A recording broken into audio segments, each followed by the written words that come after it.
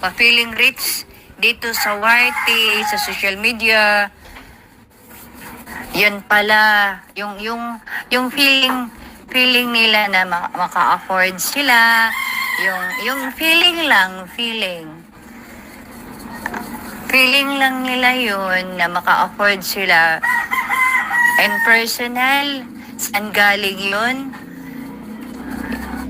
Nagkabit, nag-option, nag-adultery. Kaya naka-afford sila, ganon. Tapos, ganon na lang sila, manglait ng tao, binubuli nila, ganon. Parang hindi nila tinitingnan yung sarili nila kung saan sila galing, no? Sana naman, hindi ako katulad ng iba dyan na manglait. Sabi pa, kasi may nagsumbong sa akin.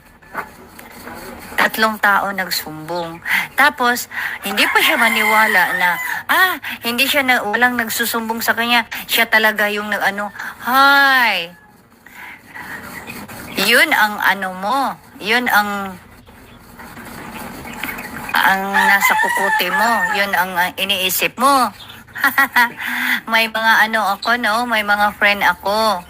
Kahit wala ako dyan sa YT, minsan wala ako sa YT, pero sinabihan nila ako ganito.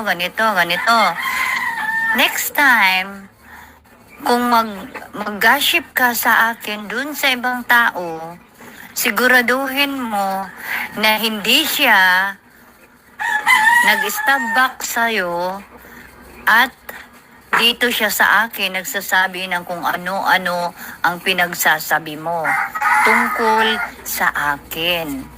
Naintindihan? Naintindihan na? In Philippine, in Bisaya, kasi Bisaya ako.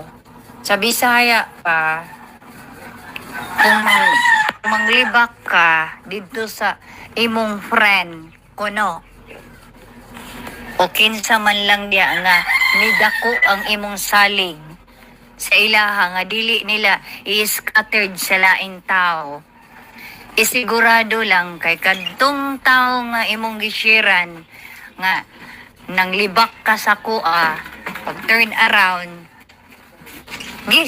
sultian po ko nga, uy, wala yung sulti niya sa imo mo, yung sulti